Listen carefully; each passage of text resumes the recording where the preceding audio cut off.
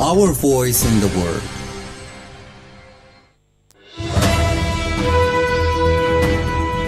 This is the English service of Radio Algeria International. It's time for the news. The Minister of State, Minister of Foreign Affairs, the National Community Abroad and African Affairs Ahmed Attaf has affirmed in Tunis that the Algerian-Tunisian relations are witnessing their most glorious era thanks to the will of the two countries' leaders. UN Secretary General Antonio Guterres has reaffirmed that an unhindered humanitarian access must be guaranteed in the Gaza Strip and called for the protection of humanitarian personnel in the Palestinian enclave ravaged by a genocidal Zionist aggression. Sahrawi Arab Democratic Republic has expressed its deep regret at the US administration's bias in favor of the Moroccan expansionist theories, reaffirming its rejection of any association or bargaining over the Western Sahara issue. And US President Donald Trump has announced a 90-day pause for countries hit by higher US tariffs, but a trade war with China has escalated with a decision to increase tariffs on Beijing to 125%.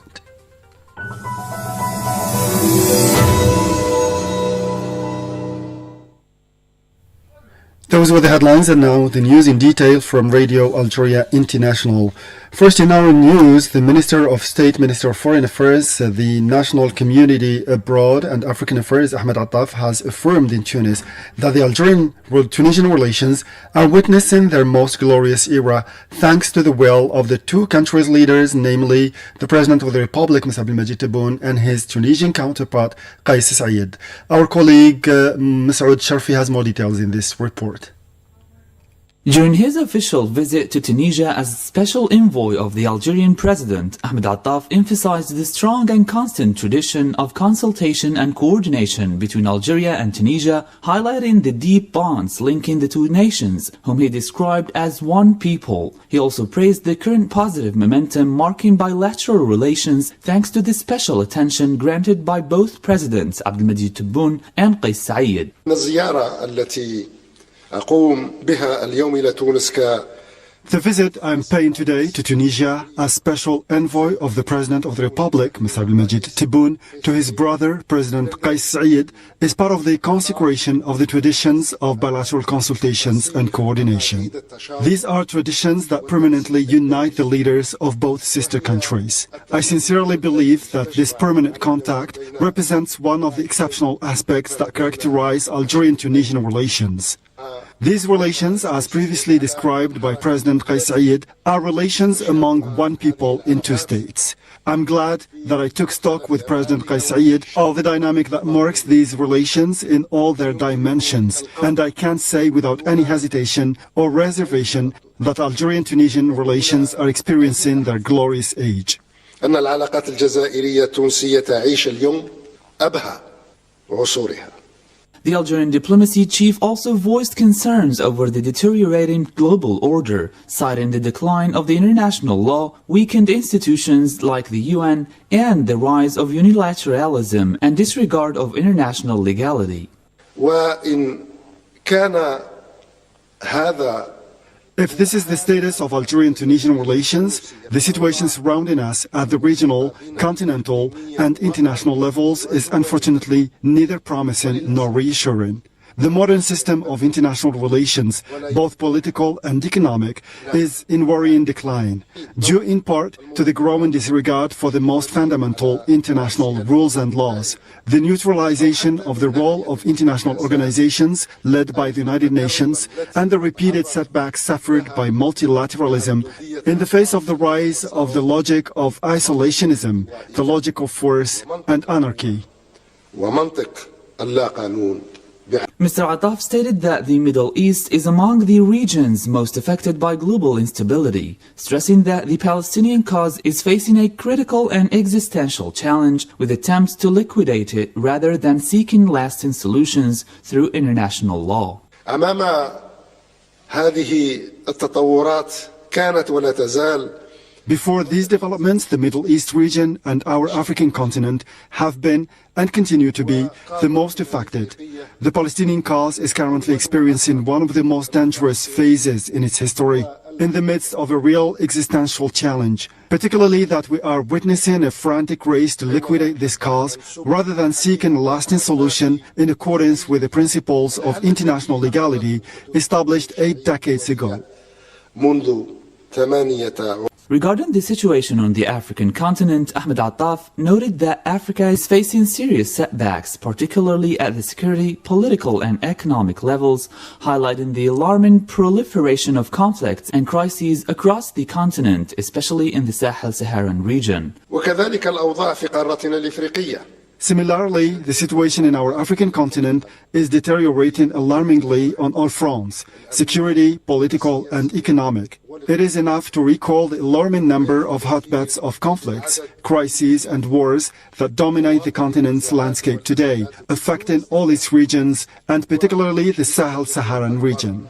في منطقة الساحل الصحراء. Minister Ahmed Attaf stressed that on account of the current challenges, Algerian-Tunisian coordination becomes more necessary than ever. He affirmed that this cooperation has remained constant as shown by the two countries' aligned stances on Palestinian cause and regional developments. في ظل أوضاع كهذه. In light of these conditions, Algerian-Tunisian coordination is not only necessary but indispensable. I'm pleased to confirm here that this coordination has never ceased and that we are in constant contact with our Tunisian brothers and sisters because we deem that we are on the same boat. This is certainly reflected by our harmonious and consistent positions, whether on the Palestinian cause, the development of our regional neighborhood, or other areas of our common belonging. أو في فضاءات انتمائنا المشترك. The visit by the Algerian Foreign Minister Ahmed Attaf to Tunisia highlights the strong Algerian-Tunisian cooperation and the need for continued coordination in light of regional and global challenges. And now the visiting Minister of Foreign Affairs of the Islamic Republic of Iran, Abbas Araghchi, has paid a visit to Jam' al-Jazair, where he was received by the rector of this religious and scientific building, Sheikh Mohammed Ma'moun al-Qasimi al-Husseini, according to a press release from this body. In his welcoming speech, the rector spoke of the decisive stages crossed by the Algerian people for their liberation, as well as the immense sacrifices made to recover independence and preserve Islamic identity. The rector of Jam' al-Jazair indicated that this religious building is now a symbol for consolidating the pillars of religion as part of the national religious referent, strengthening the golden mean, moderation and openness. The Deputy Speaker of the National People's Assembly, Haj Sheikh Barbara, has received in Algeria a parliamentary delegation from the European Affairs Committee of the Danish Parliament, chaired by Mr. Brigitte Kingston-Jerkel, according to press release from the lower house of Parliament. Speaking at the start of this meeting, which is part of the official visit to Algeria by the Danish delegation from the 6th to the 10th of April, Mr. Barbara praised the depth of bilateral relations between Algeria and Denmark. The Minister of Transportation, Saeed Sayoud, has paid a working visit to the Sultanate of Oman, during which he examined the means to boost cooperation and partnership in the sector, according to a press release of the ministry. During this visit, which comes as part of the implementation of the guidelines of the President of the Republic, Mr. Abdelmajid Tebboune, Saeed Sayoud was accompanied by an important delegation. The minister was welcomed by the Omani Minister of Transport and Information and Communication Technologies, Saeed bin Hamoud al-Mawali, and the Minister of Economy, Saeed al-Saqri, in the presence of the Algerian ambassador to the Sultanate of Oman. To the Western Sahara file now, the government of the Sahrawi Arab Democratic Republic has expressed its deep regret at the U.S. administration's bias in favor of the Moroccan expansionist theories, reaffirming its rejection of any association or bargaining over the Western Sahara issue as a question of decolonization with positions or alliances related to other issues. More details in this report by our colleague Said Bougazi. According to a press release made public by the Sahrawi Ministry of Foreign Affairs and African Affairs, the Sahrawi government and the Polisario Front have followed the content of the recent press statements by the US State Department and the circumstances in which they were made, expressing their deep regret towards the manifest bias of the American administration in favor of the Moroccan expansionist thesis against the Sahrawi Republic.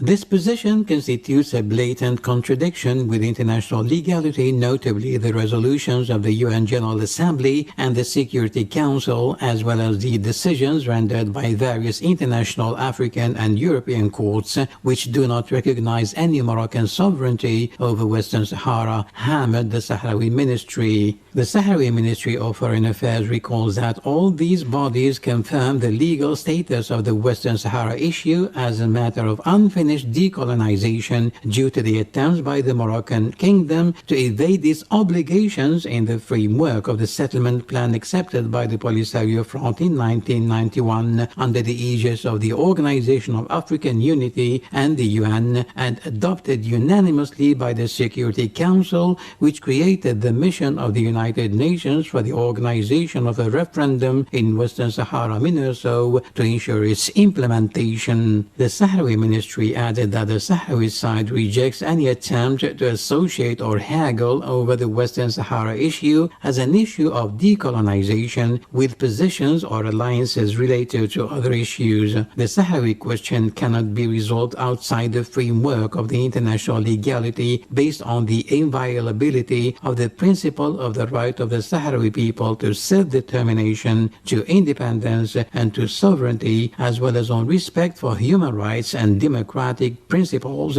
that form the basis of any just and sustainable solution, concludes the same source.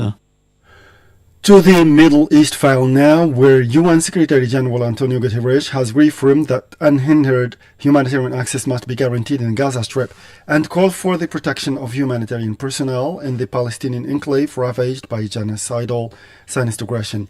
In a message posted on social media, Antonio Guterres stated that as an occupying power, the Zionist entity has unequivocal obligations under international law, including international humanitarian law and international humanitarian or human rights laws. The World Islamic League has condemned the Zionist entity's decision to close 6 schools affiliated with the United Nations Relief and Works Agency UNRWA in occupied Al-Quds. This decision is part of systematic violations targeting both politically and military the UN and its humanitarian organizations, as well as its resolutions relating to the rights of the Palestinian people, the World Islamic League said in a statement relayed by the Palestinian news agency Wafa. World Islamic League Secretary General Mohammed bin Abul Karim Al Isa notably renewed his support and solidarity with UNRWA in its humanitarian mission to support the Palestinian people, calling on every countries and everyone, organizations and peoples to coordinate their efforts to put an end to the barbarity of the Zionist entity, which continues to violate all international and humanitarian laws and norms. And in Syria, the NGO Human Rights Watch has called on the international community to help Syria eliminate mines and explosives abandoned across the Syrian territory in order to speed up the return to normal life in the country. Saad Bouazi has more details again. In a statement published on its website and reported by the Syrian news agency Sana, Human Rights Watch said that the war in Syria has caused a widespread pollution with landmines and explosives abandoned, noting that this is a major obstacle to safe return and reconstruction efforts. Signed by the senior researcher in the Crisis, Conflict and Weapons Division in the organization, Richard Dwyer, the statement noted that it is the first time in more than a decade that it is possible to treat systematic massive pollution in Syria by eliminating landmines and war-abandoned explosives.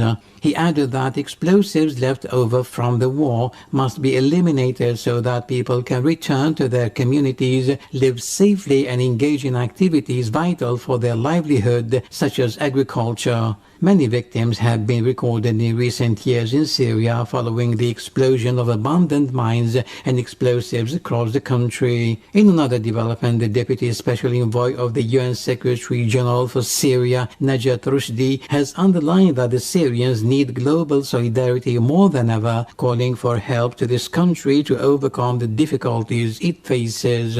In a post on social networks and relayed by the Sana news agency, Mrs. Rushdi said that the suspension of US food aid to Syria could have disastrous consequences on the citizens. Several humanitarian organizations have called in recent weeks on the international community to come to the assistance of the new Syrian authorities with a view to speeding up the return to normal life in the country.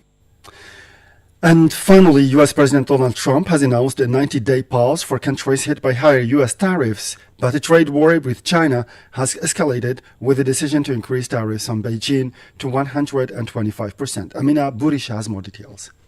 In a dramatic change of policy just hours after levies against roughly 60 of America's trading partners kicked in, Trump said he was authorizing a universal lowered reciprocal tariff of 10% if negotiations continued. At the same time, he increased tariffs on goods from China to 125%, accusing Beijing of a lack of respect after it retaliated by saying it would impose tariffs of 84% on U.S. imports. This comes a week after Trump announced import taxes on all goods entering the U.S. in the biggest upheaval of international trade in decades. I did a 90-day pause for the people that didn't retaliate because I told them if you retaliate, we're going to double it.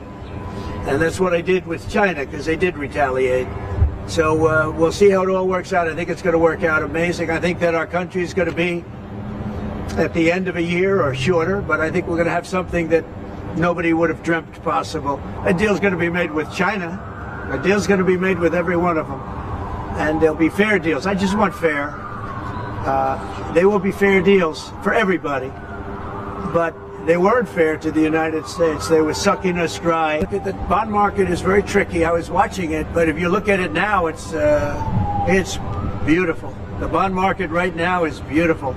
His plan set a baseline tariff of 10% on all imports, which remains in place, but also higher rates on partners the White House described as the worst offenders for what the president considered to be unfair trade practices. This included this 27-member European Union, Vietnam, South Africa, and many more, all of which were due to be on the receiving end of U.S. tariffs ranging from 11% to more than 100%. Major market turmoil followed Trump's announcement last week, with sell-offs sparking trillions in losses across the world. Many Americans fear price rises and some analysts predicting increased odds of recession. On Wednesday, before Trump said he would suspend the higher tariffs on goods from countries other than China, the U.S. government saw interest rates on its debt spike to 4.5%, the highest level since February.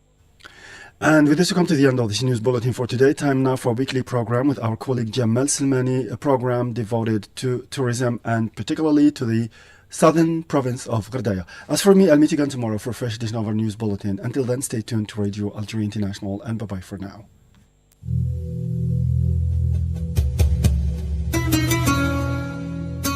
The picturesque city of Gardaya is located in the Gardaya province of Algeria and is situated approximately 370 miles outside of Algiers.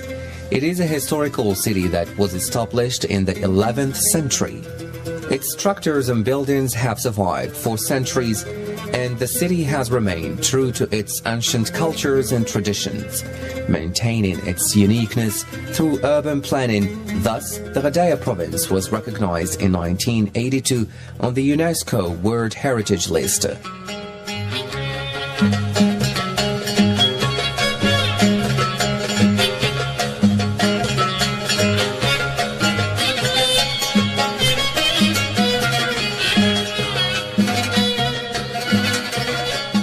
The city is surrounded by the Sahara Desert, the Wadi Mzab and the Mzab Valley. Locals in Gardaya still practice traditional agricultural farming to earn a living.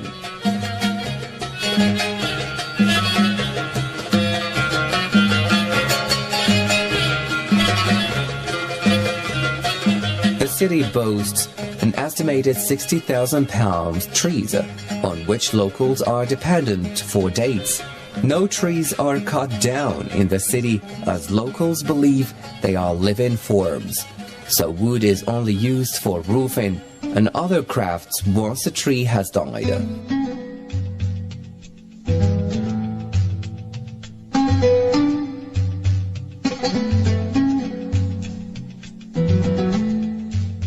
This oasis has also been popular trading post for centuries, with nomads and travelers moving through the city.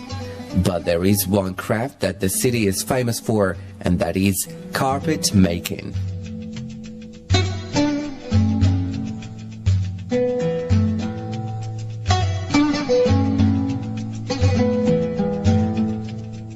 They weave their unique carpets from goat hair, and their patterns are geometric and simple, but absolute masterpieces. Generally, the carpets are black and white, but with the annual Ghardaya Carpet Festival each year, it has become a contest amongst the best carpet weavers. Weavers from across Algeria attend the Ghardaya Festival each year to enter into competitions to find out who is the best weaver of the year and display the great variety of carpets to the thousands of visitors who attend the festival each year.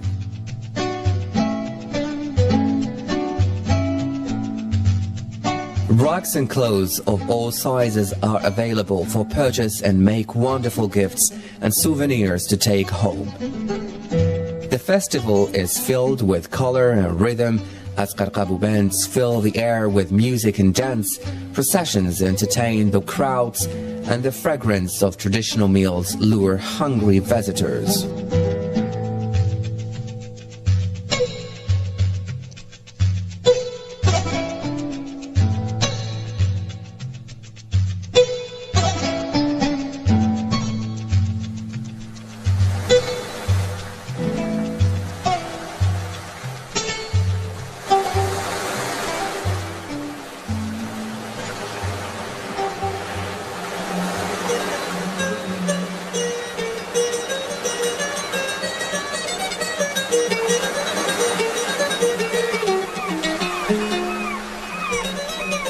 The city of Al-Qala is known for red coral, or let's say red gold. My colleague Mohammed Barazwan will tell you more.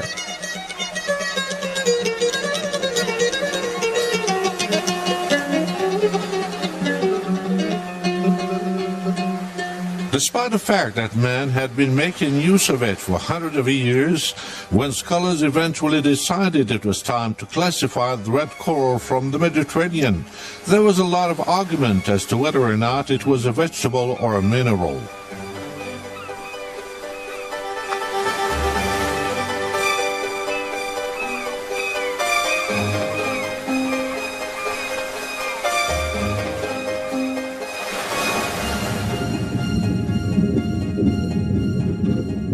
Its striking color has caused it to be used for a variety of purposes, including that of ornamentation, art, medicine, and money. Today, it is mainly used for jewelry, and it is viewed as being so precious that it has been dubbed red gold. It was not until the 18th century that scientists came to understand that coral was the skeleton remains of a living organism. Initially, many thought that coral was a form of plant, a sort of underwater tree, if you will, and that the small, brightly colored creatures known as polyps that created were flowers.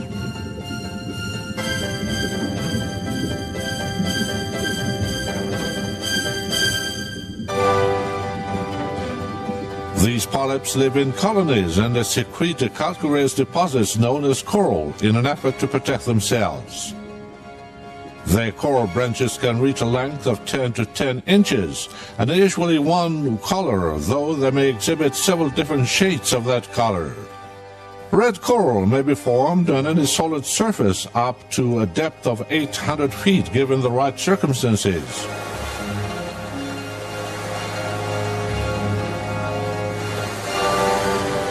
Preferably, the seawater needs to be calm, unpolluted, warm, and have a fairly high level of salinity. Thus, it is generally only found in the waters of the Mediterranean, and countries such as Algeria can benefit greatly from reaping its beautiful bounty. It can also be found off the coast of a variety of other countries such as Albania, France, Greece, Italy, Morocco, Spain, Tunisia, and Yugoslavia. There are also instances of red coral growing in the Atlantic off Cape Verde.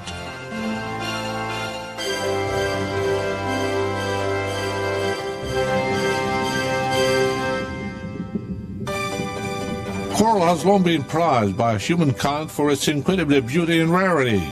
Red coral even more so.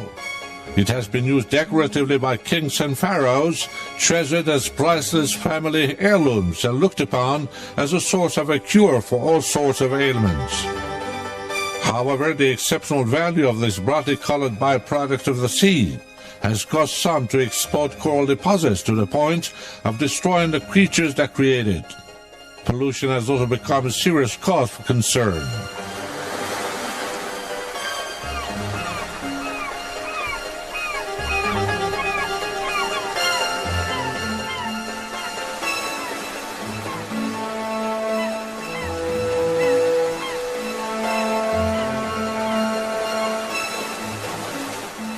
In Algeria, where precious coral is known to grow, the authorities protect the delicate creatures within and encourage colonies to allow for sustainable and continuous harvest of this red gold.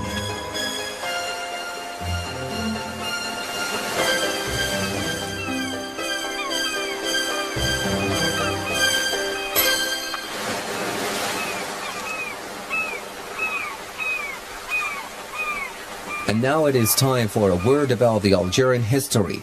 Let's visit today the city of Mila.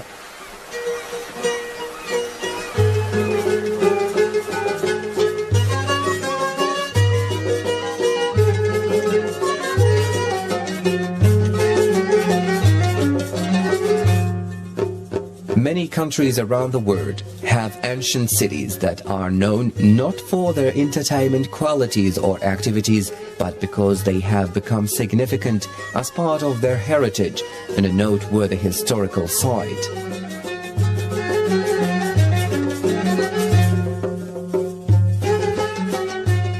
For Algeria, Mila is just such a town.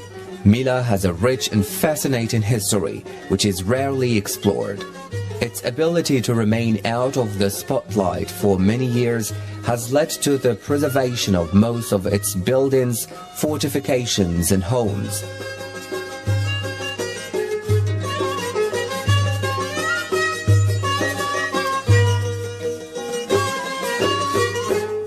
Originally known as Lيوم, the town of Mila formed part of the extensive Roman Empire.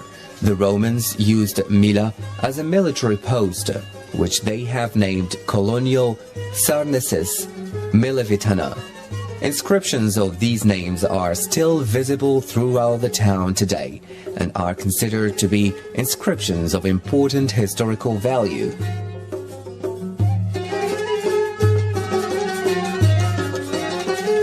Four towns were bound together during this time and were known as the Four Colonies. This confederation included Melevum, Kolo, Rusikada, and Sirta. The fortification wall that surrounds the town was added by Emperor Justinian in the 6th century, after which Mila gained fame for the councils that were held in the city and legendary men who attended. The most significant councils that were held here took place in 402 and 416. It is not exactly certain when Mila was finally taken over by the Umayyad Arabs, but it is suggested that this turning point in the history of the town took place between the years 675 to 682.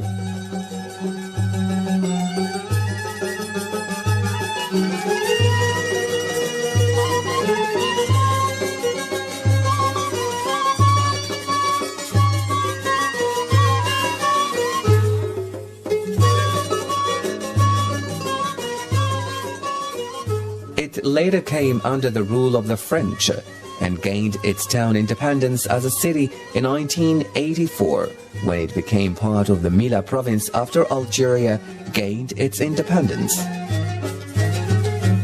Looking at this beautiful city, nestled in a green, water-rich oasis and surrounded by desert, the buildings and historical attractions within the city remain as they were in ancient times and are a rare glimpse into the past.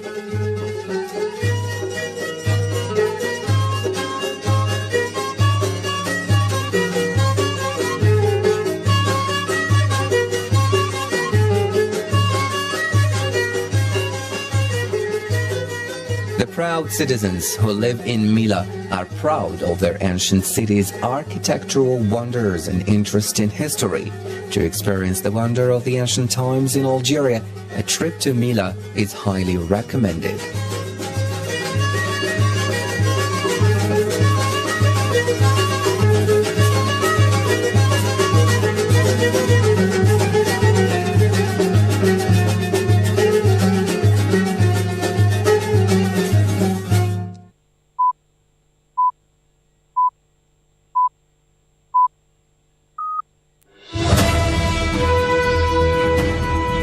Sintonizan Radio Argelia Internacional. El diario hablado. Señoras y señores, bienvenidos a Radio Argelia Internacional. En la actualidad de hoy, el jefe de la diplomacia argelina dice, tras su audiencia con el presidente